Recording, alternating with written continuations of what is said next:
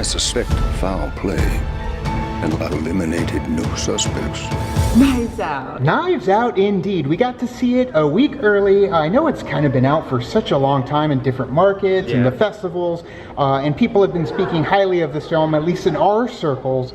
But Knives Out, I really enjoyed this movie. I had a lot of fun with it. I enjoyed it too because it's not like your typical murder mystery type movie whodunit. It gives you a little bit of the twist of the knife, if you will, to this story. So I really like the way that Rian Johnson constructed the story in itself. It really flowed very well and it didn't feel choppy.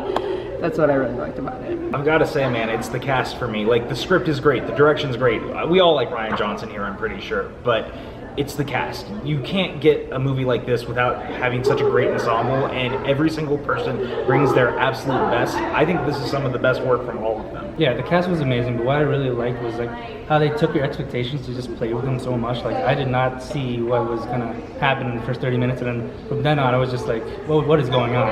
I just did not expect it at all. And it was halfway through the film when it clicked for me, like based on what Nat just said. It reminded me, what did these trailers all say? A Rian Johnson whodunit, and this feels... Rian Johnson's a filmmaker who he's pretty much made a career of himself just defying different kinds of genre tropes, and here's no different. He takes the whole whodunit aspect in a whole new level, only he could take it. And like all Rian Johnson films, well shot, well acted, well directed. I really dug it. Definitely turns it on its head, keeps you guessing, and like you said, it flowed very well. The thing about whodunits is typically they do a narrative that is not linear, so you do get pieces of the puzzle out of place that fit together in a certain way. Typically multiple watches will get you to that proper narrative, but you do have to kind of piece everything together mentally as they're trying to piece it out on the screen, but it was done coherently, so therefore I respected him. That's what I love about Clue, when Clue goes crazy and you start jumping around in the timelines and seeing things, but they literally do it from the beginning of the movie all the way to the end, and for that I thought they did a brilliant job, especially like juggling that many different actors of the ensemble that are actually in this movie. And in terms of Rian Johnson putting his own spin on it, it was definitely lighthearted in terms of a murder mystery. So take that into account when you go watch it. Lighthearted. It is fun, but it does have that mystery aspect to it. It's a nice change of pace because his first feature film was a murder mystery too, which was Brick, and Brick is depressing. It's hard to watch sometimes, not in a bad way, but it's a very serious film. This is much more lighthearted, much more fun. It was so funny. Yeah, it's really funny, and I think you can almost bring the whole family to it, which is a weird thing to say. It is. The language really is what gets you, and then a little bit of gore, but not much. And it's more so just about the trek and the journey through the mystery to be able to find out the answers.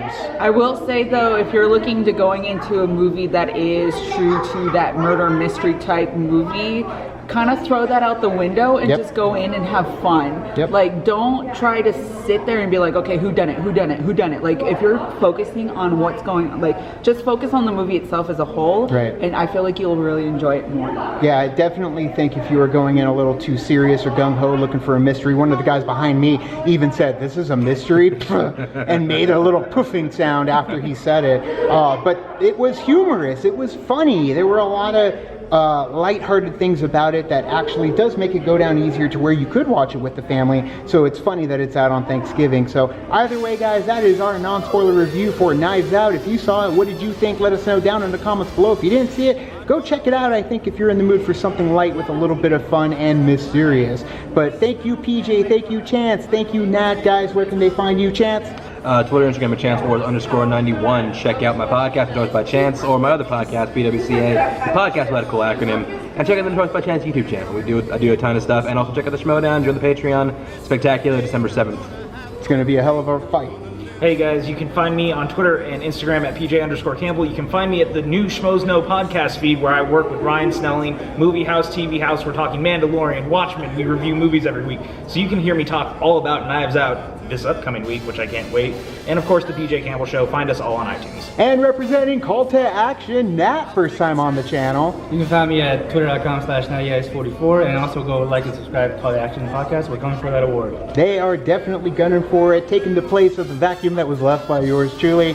But thank you guys so much. You can check out our Mandalorian watch along available on our Patreon, or if the highlights is still available, you can see it on our YouTube channel. Don't know, might be blocked by now. But thank you guys so much, and as always, Now it's time to say goodbye. this party is over. Bye. Bye.